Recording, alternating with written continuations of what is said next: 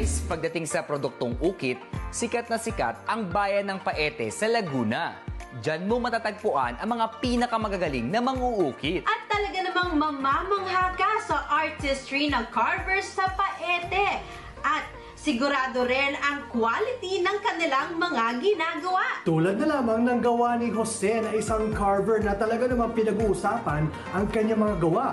Kaya yan po ang alamin natin. Let's watch!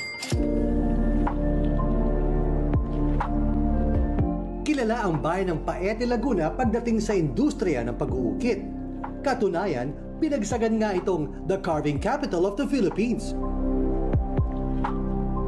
Sa lugar na ito matatagpuan ang mga pinakamagandang art pieces na kalimitan ay religious items. Pero sa pagdating ng panahon, unti-unting lumaglam ang industriyang ito. Lalo na magkaroon ng pandemya. Pero nitong lockdown, may isang mang-uukit mula sa bayan ng Paete ang pinag-uusapan online. At siya si Jose Togano Jr. Naman ako na po sa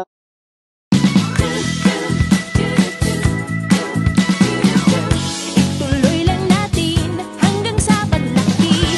'Cause for every age may cherry fur para sa'yo. Grow up with cherry fur. With proper grow up, cherry fur tangkat sagad. Grow up with cherry fur. With proper grow up, cherry fur tangkat sagad. Mahalagang paalala, ang cherry fur ay hindi gamot at hindi dapat gamitin panggamot sa anumang uri ng sakit. Hey, Basti, what's with the itchies and scratchies? It's these fleas and ticks! Ow! How do I get rid of them? Well, I don't have that problem anymore. Try Advantix Spot On every 4 weeks to kill fleas, ticks, and even mosquitoes. Mosquitoes too? Really? Yep, kills all 3 for triple protection. Advantix Spot On, the wise choice for every dog. aking tatay. Yung tatay ko po, mag-ukit po talaga. Lagi po siya sama sa kanyang trabaho. Yung kanya pong inuukit, ako po naglilitis. Mabusisi at matagal ginawa ni Jose ang kanyang obrang tricycle. Sa dami ng detalye, inabot siya ng halos 1 buwan upang matapos ito. Yung una po, nahirapan po ako.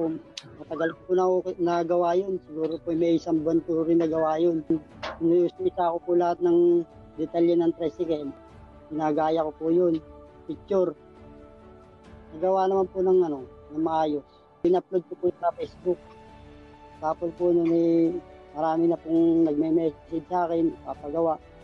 Kung ano-ano, mga karakter, ganyan po. May tricycle, may Goku ng Dragon Ball Z, si Wonder Woman, pati si Marvin the Martian ng Looney Tunes nagawa rin niya. Kaya naman ang kanyang mga customers tuwang-tuwa nang ito ay makita. Sa ngayon, itinuturo din ni Jose sa kanyang anak ang art of carving. Gusto kasi niyang mapanatili ang kaalaman ng pag-uukit sa kanyang pamilya.